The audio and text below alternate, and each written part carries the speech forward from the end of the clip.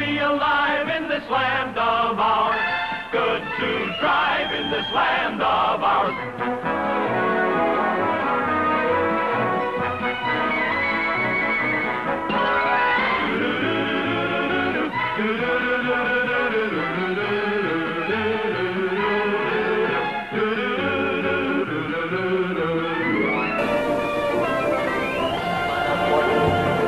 Hello, Canada hockey fans in the United States.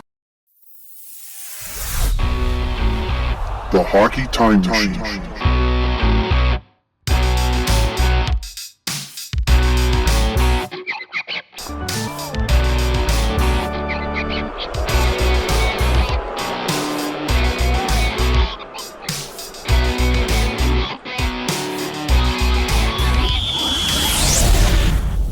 Hello, everyone, and welcome to Hockey Time Machine. I'm Glenn Dreyfus. Tonight's guest, Steve Simmons, estimates he's written more than 8,000 columns for the Toronto Sun, Calgary Herald, Calgary Sun, and Post Media papers, and he estimates close to 7 million words.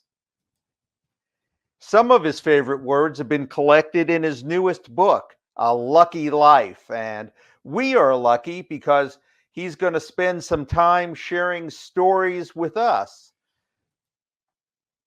Welcome, Steve. Thank you for coming on to Hockey Time Machine. Nice to be here and hope everybody enjoys it. All right. Thousands of columns, only about 90 made the cut. How did you ever decide, and what criteria did you use? I'm not sure there was one actual criteria. At the beginning, it was historical events.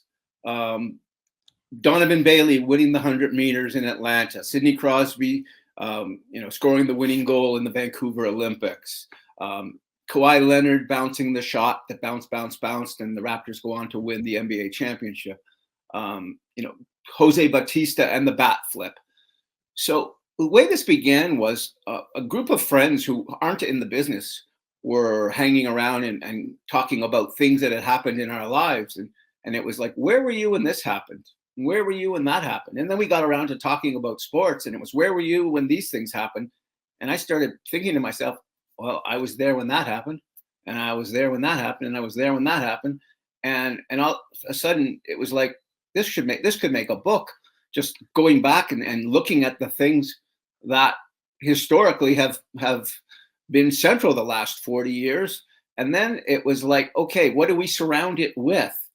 And that was the hard part. Finding columns that tell a story you may not know or remember, and tell a story that distinguishes it from anything else and holds up.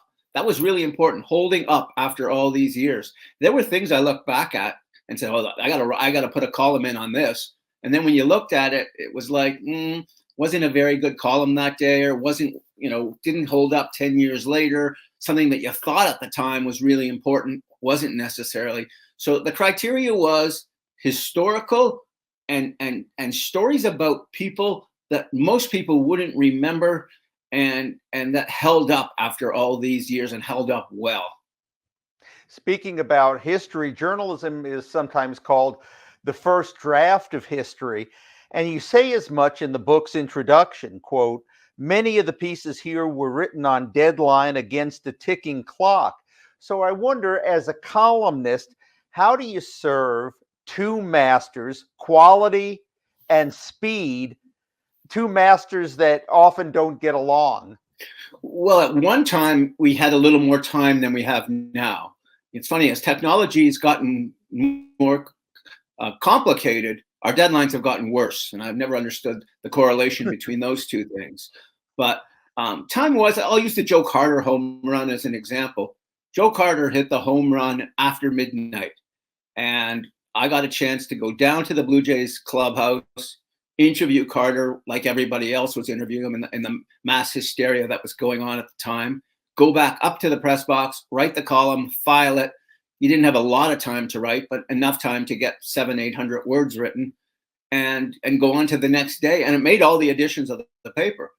If that was happening today at 12:30 in the morning, I don't think it would get into any papers.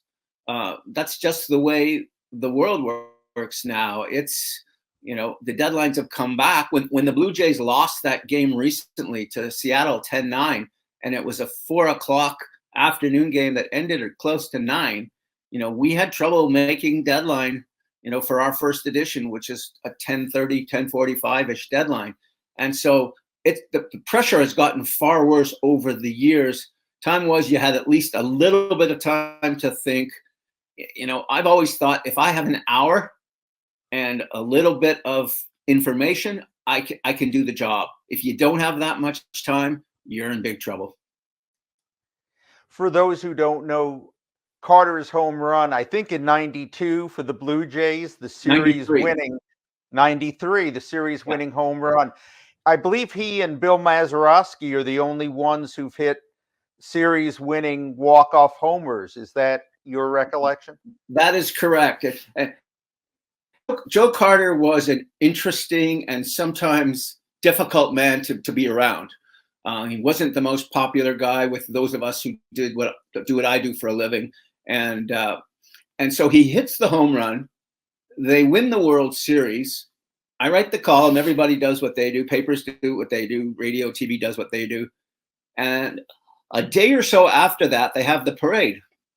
And everybody's waiting. Everybody, meaning all the press guys, are waiting around for Joe Carter after the parade. We're going to interview him for the first time since the home run. What's the last day and a half been like? How has his life changed? Blah, blah, blah. The usual questions you're going to ask someone who did what he did. So we're waiting at Sky Dome and waiting. And all of a sudden, one of the PR people comes up to us and says, oh, Joe's not coming. He's decided to fly home to Kansas City. And then he had. And so he flew home to Kansas City. And Paul Molitor, who was, one of the really great guys on that Blue Jays 93 team, came out and it did every last interview. He must have been out there for 2 hours talking to people. And to this day, I think, maybe Joe Carter owes Paul Molitor one. One more sports writing question. Many players, as you know, coaches, executives say, oh, I never read what's written about me. In your experience, do they? I would say today, less than ever before, but for many, many years, everybody knew everything that was being written. If you would walk into a dressing room on the day after you'd written something about somebody, there was almost a buzz about it in the dressing room that, oh, this guy is here and we're going to see, whether he can face the heat or whether, he's going to show up or that kind of thing. And so there was a time, and I think it still exists today in a different form, where, for example, the general manager of the team would step into his office in the morning and all of the clippings from that morning's newspaper would be on his desk. So right away that morning, whomever the GM was at the time would have access to all of that information. So they would know right away what happened. And I think the coaches are the same. And in every dressing room I've ever been, and on teams, especially in the days when teams flew commercially rather than the teams now flying charters separated from the media, in the commercial days, there was always 2 or 3 guys on every team who I would call the guys who stirred it up with the press. They were the guys who, if you wrote something about the captain and the captain didn't read the paper, that player would make sure the captain knew. And sometimes it's the wives. Sometimes the wives would, if you're on the road and you write something about a player, and inevitably, it's like broken telephone. What you wrote, what the player's wife says, how the player translated it, and how he went back to you with the information. It's like, 3 different conversations by the time it's already stretched out. I'll give you a quick story. When John Ferguson was the general manager of the Leafs, at the time, Gary Roberts and I believe Joe Nieuwendyk were free agents at exactly the same time. And Fergie made the mistake, because they were so close and such good friends. They both wanted to stay with the Leafs. Fergie made the mistake of dividing them in 2 and trying to work one against the other to get a contract done. So in the end, they both found out what was happening with the other guy. they together turned on the Leafs and both signed with the Florida Panthers. And I wrote a column on, what had happened and how it had happened and how they wound up with the Florida Panthers. The next morning, I get a phone call from, or that morning, I guess, I get a phone call from John Ferguson Jr. complaining that there was a fact wrong about 2/3 of, a really insignificant fact, by the way, about 2/3 of the way through the column. And I stopped and I said, John, if I had the last 2 days you just had, I would worry about getting my work done, not worrying about phoning a columnist and straightening out one sentence of factual information. He didn't take too kindly to my advice. Always trying to help. Okay, to the book, A Lucky Life. We're going to discuss hockey personalities for the most part. But I want to start with a thoughtful 2017 essay about Black CFL player Bernie Custis. You wrote this: he was a first in college football, a first in pro football, a giant of a figure without ever being a giant. Bernie Custis is someone worth remembering forever. So, Steve, what is it that we should all remember about Bernie Custis? Well, first off, he's the first African-American to play quarterback at an NCAA school. He was the Syracuse quarterback. I wish I could tell you the year, but my memory isn't that good. And I had a lot of conversations with Bernie about his time in college football and what it was like to be that guy. And it, much as there was a Jackie Robinson in baseball and a Willie O'Ree in hockey, there was a Bernie Custis in college football in America. And he got drafted or picked up by the Cleveland Browns, and he was going to go to Cleveland. And he went to Cleveland, and he was close to making the Cleveland Browns right out of Syracuse. The only problem was the Cleveland Browns couldn't put him at quarterback because at that time, blacks weren't considered to be quarterback material. So here's Bernie Custis. He only wants to play quarterback. And the Browns people, and I think it's Paul Brown, who, the Cleveland Browns are named after. Paul Brown says to Bernie Custis, well, I can't put you on waivers because if I put you on waivers, someone's going to claim you and they're going to move you to another position, whether it be defensive back or receiver or running back or whatever. And he says, well, I'm a quarterback. I'm only going to play quarterback. I'm not playing any other position.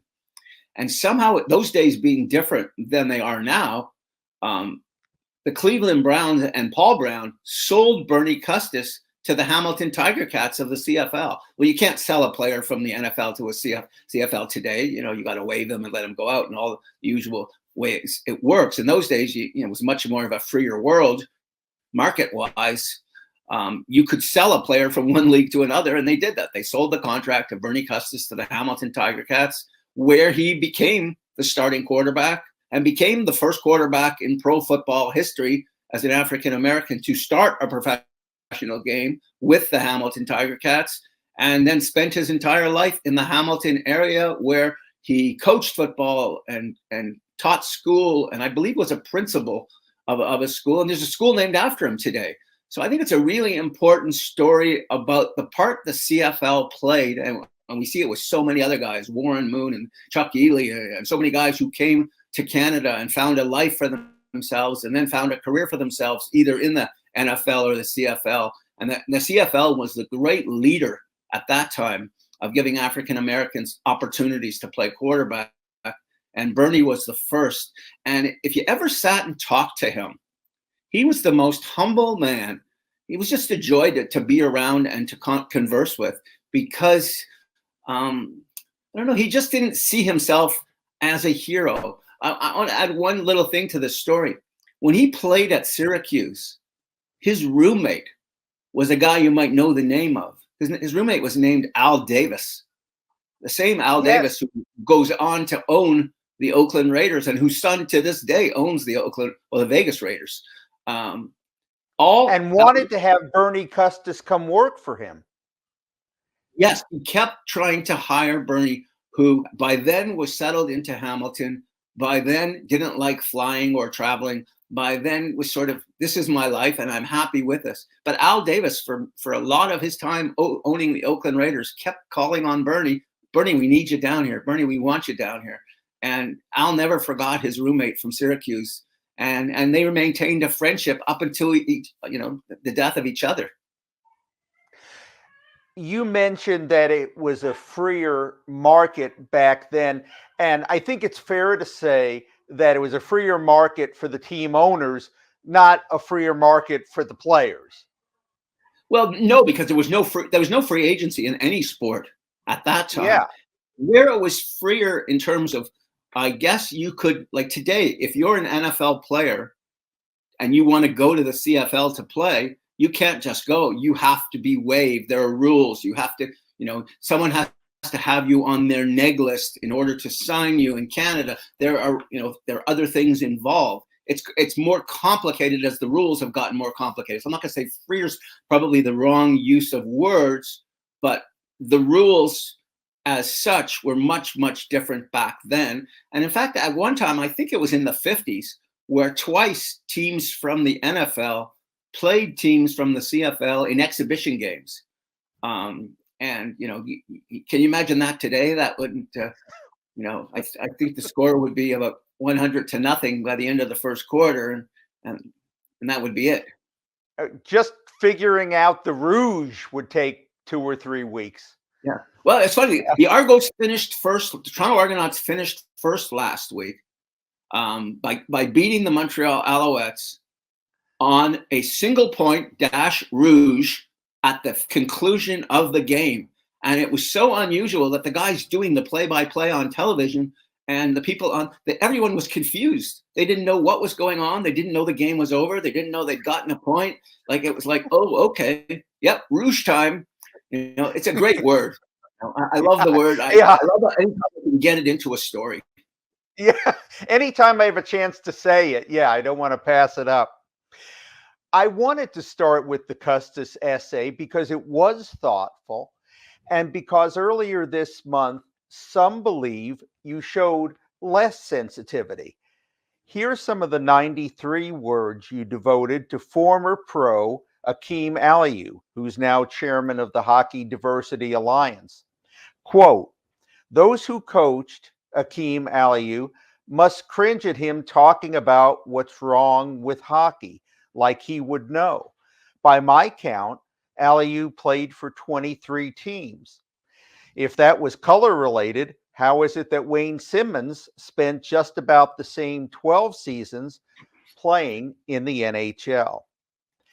Aliu and Simmons both found that to be racially insensitive.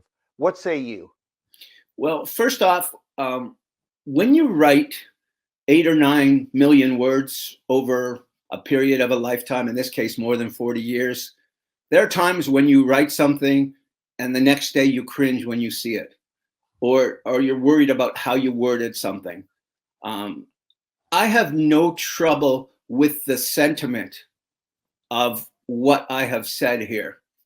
I have trouble with the delivery and the wording and certainly the usage of Wayne Simmons in any way at all, which was completely unnecessary.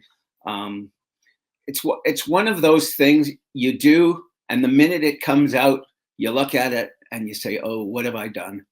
And in this case, I understand the outrage, and I understand the freedom of speech issue involved as well. And I wish I had been wiser about what I had written.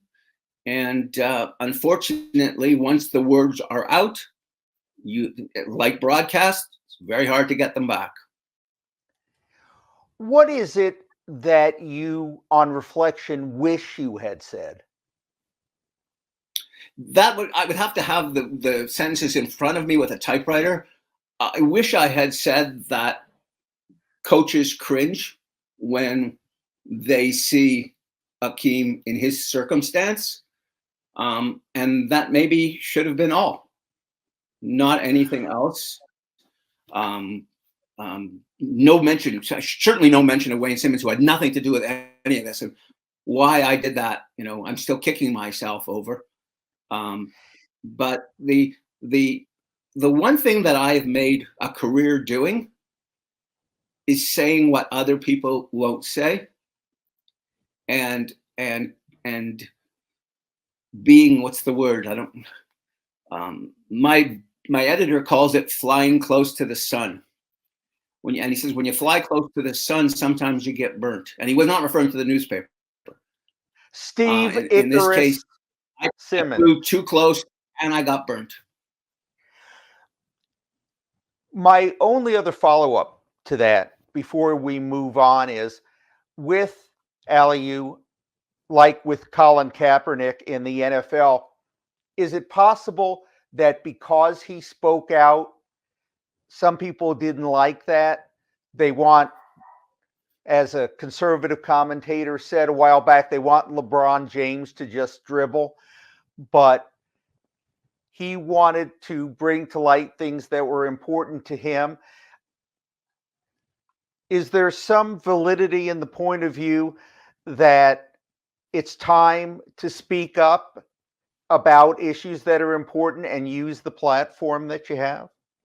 It's always time to speak out about issues that are important at every time. I never have an objection to that in any way at all. Sometimes it's a matter of who is doing the speaking.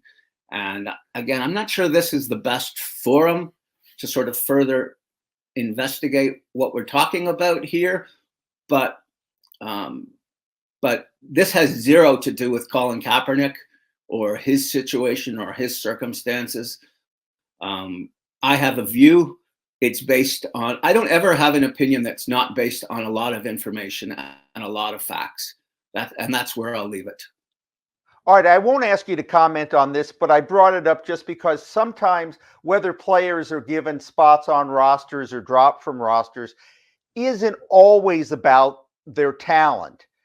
It's about whether the people in charge like what they're about. So we'll leave it there. Now back to our regularly scheduled book review. In separate columns about two Hall of Famers, Wayne Gretzky and Brendan Shanahan, you talk about their dads. And about Wayne in particular, you wrote, the humility comes from Walter Gretzky, the telephone company worker who never took a day off. So for both players, what intrigued you about the father-son dynamic? Well, as someone who was involved with his own kids in hockey from the time they began, there was a certain thing about dad and son or mom and son going to the rink. There was a routine to it. You know, as maybe as a 5 or 6 year old when you're dressing at home and then going to the rink and putting on your skates or whatever it was, it became who so many players were. I was assigned to cover Wayne Gretzky's last professional game. And to be honest, when you go to something like that, there's a million different ways you can go about writing the piece. And I wasn't sure what I was going to write at the time. And then I realized what was going on that day between him and his father. And it took me, this is a father-son piece. And this is the most famous father in the sport. And on the last day, who drove together to the rink? Wayne made sure that him and Walter were going to go to the rink together. And then, you know, who was going to be in the hall outside the dressing room when the game ended? His dad. And who was he was going to leave with. And Wayne stayed in his equipment, by the way, for forever after this. Like he didn't take his equipment off for, I would say, an hour. And in that circumstances, you could just see how much Wayne's career meant to Walter and Walter's guidance meant to Wayne. And, you know, Walter passed, I can't remember when, but just a couple of years ago now. Mm-hmm. And when I saw the reaction to his passing, and I was just sort of in the process of beginning to think about the book, I thought the first piece in the book has to be the story of Wayne's last game and his relationship with Walter. And it's a piece on, considering, again, written on deadline. It was an afternoon game at Madison Square Garden, but nonetheless, you know, you're rushed to get that stuff in. Really pleased with the way it turned out. And I know the Gretzky family was pleased because I heard from them almost immediately after writing it, which is something you don't always get. And as a father-son kind of hockey person who's been involved in minor hockey, you know, for kids who played from kindergarten to grade 12, this becomes a big part of people's lives. And in the case of Shanahan, what made it different, I just want to say this is a picture of a young Brendan Shanahan with his father. Go ahead. Brendan's the youngest of by a long way in his family. And his dad took him to, he used to go to the games with his older brothers, but by the time he got into the hockey, it was just him and his dad, and the older brothers were kind of, not that interested anymore. And his dad would drive him to the game, and he wasn't a hockey guy. He wasn't a guy who knew hockey or played it or, was pushing Brendan to become, the next great whatever. But I don't know what year exactly it was, he started having trouble finding arenas, and he started having difficulty knowing how to get to the game. And here's about a 15-year-old Brendan, maybe, or 14-year-old, whatever he was at the time, realizing that something's wrong with his dad. And from that point to being drafted to the London Knights, to then being drafted by New Jersey, second overall in the NHL draft, his dad didn't last that much longer. He passed away. And the piece in the book is about where he grew up in Etobicoke and how much his dad did for him and how much the family did for him. And all about, this is how you became a Hall of Famer. This is where a Hall of Famer comes from. And I just wanted to sort of tell that story as best as I could. And what I did was, and this is Brendan before coming to the Leafs, he comes into Toronto about a week before being inducted in the Hall of Fame, and I make arrangements to go interview him. I drive up to the hotel he's staying at. I get out of the car. I hand him the car keys. I said, "You drive me home." So the first place we drove was to his mom's, where his mom still is living, in Etobicoke, in Mimico. And then we drove to the school that he went to. He showed me the area outside the school where they used to fight in the parking lot after school. He showed me the rink that they first skated at, and the bar where he showed me the bar where his brothers like to go. And we walk into the bar, and who's sitting there? One of his brothers. It was just a delightful day of getting to understand someone better. I've done that before with other people. When Gord Ash got the Blue Jays general manager's job, Gord Ash being from Toronto, I did the same thing with Gord. The story's not in the book. It didn't make it. But just getting to know, you get a sense of a person from their neighborhood and from the stories they tell about growing up. And Shanahan talked about, and a lot of guys will say the same thing. Shanahan talked about what it's like to never be the best player on any team you're on. And there he is with how many goals, and he's in the Hall of Fame. It's a remarkable personal story. And I tried to tell it as best I could through his eyes, talking about his dad in particular. Well, another thread that runs through both columns is the humility that both of these great players, Hall of Fame players, have.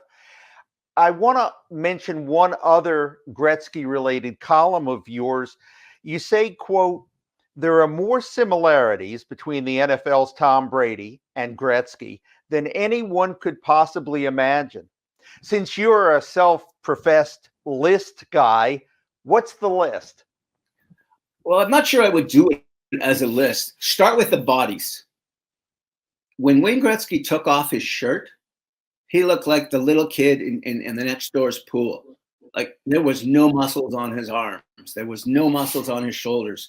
He was just a skinny kid when I first saw him with the Edmonton Oilers. And you thought to yourself, how is it possible that this skinny kid can be, that guy who's lighting up at that time, scoring almost 200 points a season, and later scoring 200 points a season. And it's the same thing with Tom Brady. There was nothing about Tom Brady when you watched him throw, when you saw his body. He didn't have the perfect build. He didn't have the arm strength that made his arm better than anyone else. I remember he was quarterbacking. He was a backup quarterback with the New England Patriots at one time. And there was a quarterback named Michael Bishop who later played for the Argos and the Saskatchewan Roughriders and some other teams. And Michael Bishop had a way stronger arm than Tom Brady. And at one time, Michael Bishop was the second stringer and Tom Brady was the third stringer. Well, that didn't last very long. But just the way they see the game, vision. I think vision is one of the great underrated things about great athletes. They have vision unlike anyone else. They can see things before they happen. They can pick people out. Like the way Glenn Sather described it best once when he said, if you turn the lights out in the arena, Wayne Gretzky could tell you where every player on the ice was. That's the way he saw the game. And I think in Brady's case, Brady could put the ball in places that meant that he didn't have to have the greatest receivers and he didn't have to have the greatest running backs or even the greatest offensive line. He just seemed to know and understand what it took to win. And, to me, that was the beauty of the execution of both of those players. They had vision that is completely unique in the history of pro sports. Steve, I have to say that this book is like you're at a party and there's this wonderful big bowl of trail mix and you're, here's the M&Ms and here's the almonds and before you know it, you've like gobbled up everything because it's so delicious. So here's one example, a fascinating nugget about Gordie Howe and Rocket Richard, something they did in the same game only once in their careers. Tell us what it was. Oh my God, you're now stumping me. My memory is going blank. Oh, they fought. They had one fight because what you wrote in the column is they usually weren't on the ice at the same time. It's funny because when I think of Gordie Howe, my favorite Gordie Howe story is with Red Kelly. Gordie Howe was playing for the Red Wings and Red Kelly was playing for the Red Wings, and the Ice Capades came to town. And Gordie had a crush at the time. He was not married on the famous Canadian figure skater, Barbara Ann Scott. And so him and Red Kelly, basically Gordie decides he's going to go down to this restaurant where the women's skaters are, but he needed a wingman with him. So he talks Red. All the other players said no. He talks Red into going with him. They get down there. The skaters were mostly there. Guess who wasn't there? Barbara Ann Scott. So somehow Gordie and Red Kelly and whoever else was there wind up at the table with the figure skaters. And Red Kelly meets a woman named Andra, who was one of the people in the show. And he married Andra a few years later. And until he passed, maybe it was a year or so ago, Red Kelly and Andra were still together. All from that one night where he really didn't want to go to this thing. And Gordie went because he wanted to see if Barbara Ann Scott was there. Yeah, and I love how you relate how might on one shift crush Red Kelly and then on another one say, how's your wife? Yeah, and he did that kind of stuff in the WHA. He was like Mr. Friendly until someone touched one of his two sons. And then if somebody touched one of his two sons, out came the famous elbow or the thing. I mean, if you had Gordie Howe today with today's sensibilities, today's rules, and today's suspensions, either he would have to completely change or he'd be spending a lot of time under suspension. In a column about a champion Canadian rower, Kathleen Heddle, you wrote this. She was not unlike so many Olympians. She couldn't stand being one, and she couldn't stand not being one. What is this paradox that there is about being an Olympic athlete, Steve? Well, it's extraordinarily difficult, for one thing. And there isn't, for the most part, any, gold pot at the end of the road. It's not like you're practicing hockey, hoping to get to the NHL and thinking, I'm going to have a career for the next 10 years. I don't know if there's a lot of professional rowers out there.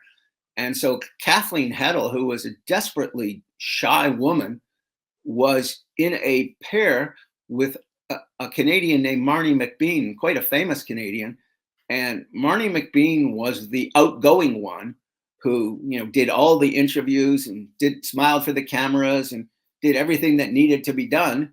And poor Kathleen was like, leave me out of this. I'll take the medal and go home and and leave me alone. She was happy to be unknown for the most part. Every once in a while, she would come out of her shell, and she did once for me.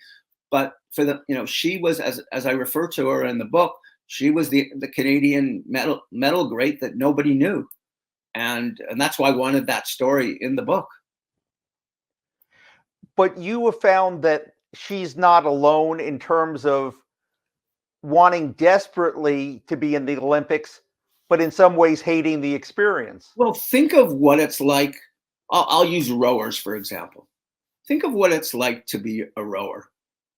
And you train every single day for 4 years, ostensibly for one race.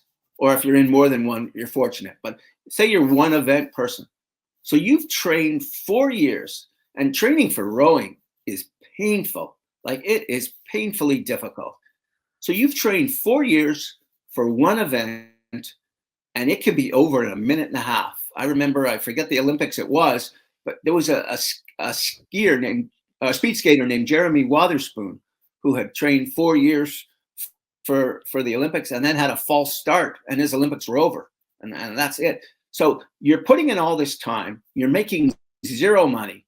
You're usually putting your family in debt or putting yourself in debt or something along those lines. And so there's a lot of sacrifice that's involved to do this sport that not a lot of people pay any attention to, except for 3 weeks every 4 years. And so there's a lot of heartbreak.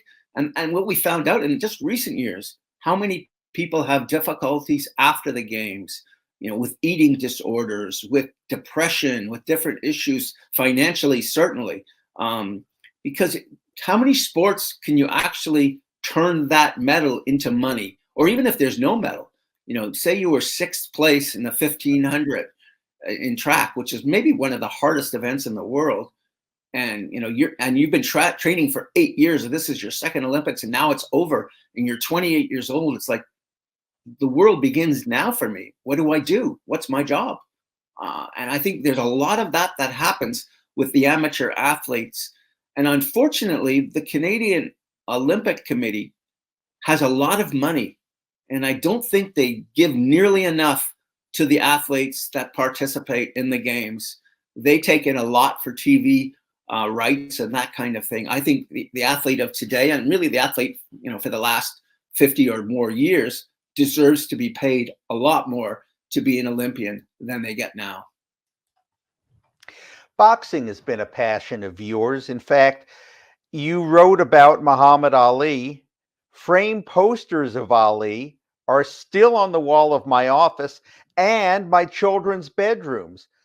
What is it that you admired about the greatest of all times?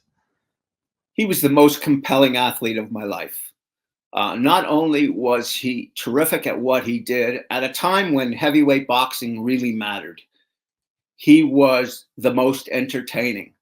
He was maybe the smartest, who understood what how he could market himself and how he could, get involved in the politics. He got losing years to heavyweight boxing because of the U.S. Army and the problems that he had, and he comes before my career. My career starts around 1979, and Ali's already fought his last fight. But he was, when we were kids, when we were teenagers, he was the athlete we most admired and most cared about.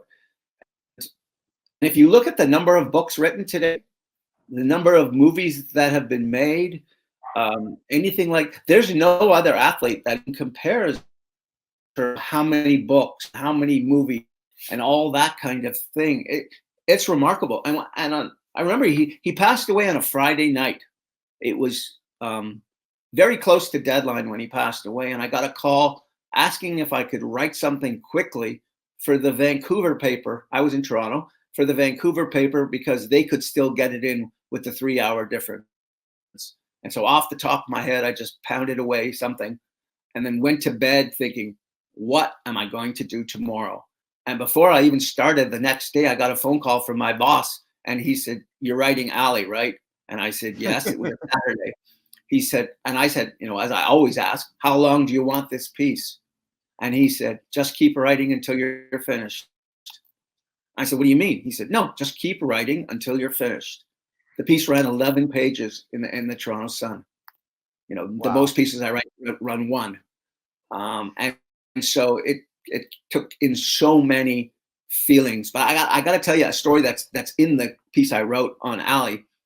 When we were in high school, I had a friend who was probably the biggest Ali fan I know. And Muhammad Ali came to Toronto to do work on ABC on a Saturday afternoon fight. He was going to be the color commentator. And my friend decided he's going to go down to the hotel where Ali was staying, and he was going to find him. And of course, the rest of us shrugged our shoulders and said, yes, good luck. Well, my friend went down. He was probably 15 at the time, looking about 8. He went down, found the hotel, found the room Ali was in, knocked on the door of his room where his wife answered and said, "I'm here to interview the champ." Now think about this from a point of view. There's Ali's suite, answering the door. This kid who's maybe 15, who looks really like 11, is asking to interview Ali, and Ali invites him in. Not only does Ali invite him in, he sits him down and they talk for like 20 minutes on tape. So to this day, he's got the tape of his interview with Muhammad Ali, where he says, "Say something to my brother Henry. Hen, don't be a fool. Stay in school." Like, just different things like that. And what happened was, not only that, he got tickets for my friend and all of his buddies to go to the boxing that afternoon. So it was George Foreman was fighting 5 guys at once that day, and they got tickets through Muhammad Ali because my buddy had the whatevers to go down, find his room, and do what seemingly impossible. And I just love that the story of Ali taking him in, and and the wife enjoying it. And they maintained a relationship after that. Yeah. So when Ali would come to Toronto, he would pop by the hotel and visit again. That story, is that the reason why you wanted his picture, Ali's picture, on your kids' walls? No, long before that. We talked about Ali growing. I don't know how old you are. That aspect of his personality. Yeah. I'm 65, and as a high school guy, Wide World of Sports on Saturday afternoon on ABC was an enormous thing. And the biggest things were when Ali would fight or be interviewed, or Joe Frazier would fight or be interviewed, or better yet, when Joe Frazier and Ali would fight, and the confrontations with them and Howard Cosell and all that. It was the theater, the sporting theater of our lives at the time. So I started collecting boxing posters back when I was in high school, and as did some of my other friends. And so as you get an office together years later, you put up the things that matter most to you in one way or another. So on the wall where I'm looking across here, there's an Ali versus Frazier poster. There's a Hagler versus Hearns poster. And in my youngest son's room, he doesn't live here anymore, but in my youngest son's room, there's Ali versus Foreman and Ali versus Norton in different posters. It was something I collected and turned into pieces of art. And my youngest son, who lives in downtown Toronto, has an Ali print on his wall, not from me. He got it himself on his wall downtown. So, that's how generationally, Muhammad Ali goes from, my son's 32, born in 1990. He never would have, Ali retired and, years earlier. To your credit, in your book, you also don't shy away from this other side of boxing. Quote, David Theo has become the latest statistic, another pointed argument for those who advocate the banishing of boxing. His death was the 14th ring-related death of the 1980s, the 362nd since 1945. And Steve, the death toll has not stopped in the decades since you wrote that column. So what are your thoughts about the sport of boxing? In a way, I equate it to I love to watch football. I know the dangers of football. I know that that a lot of people get seriously hurt and seriously injured through football, but for some reason, and I can't sort of give myself a complete grade as to why.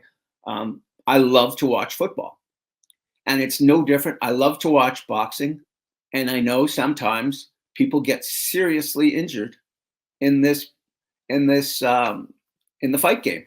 And in the instance of the piece that you're talking about, what fascinated me about it was I knew the fighter who threw the punch.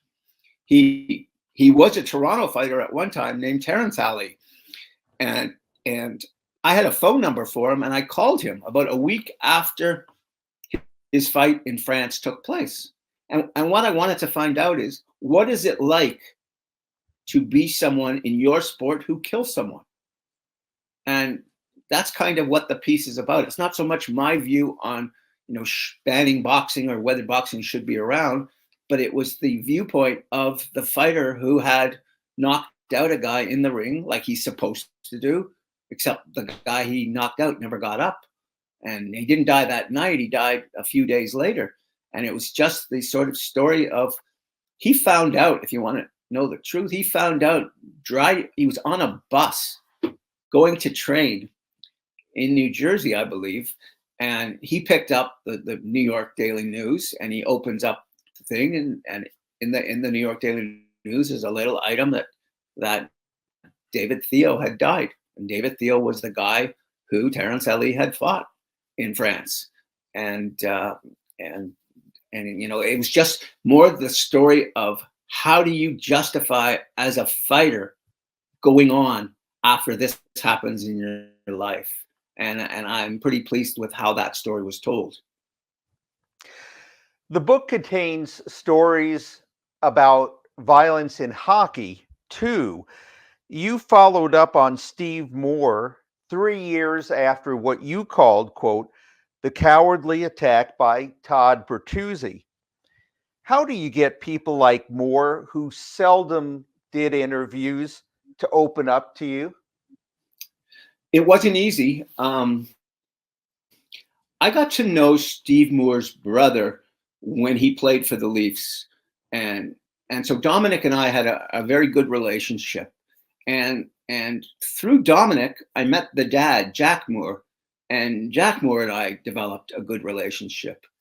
And I don't think I would have gotten to Steve at all had it not been for the relationships with Dominic and his father, and also with his lawyer at the time. So I had kind of gotten to know all the people around, but Steve was very, very hard to get to. And he didn't do very many interviews, and he didn't like to talk about what happened. And I think to this day, he still doesn't like to talk about what happened. It's, to me, the sorriest event of my life covering hockey. I think it's disgraceful. On ice event. Let me rephrase that: on ice event, and completely unnecessary.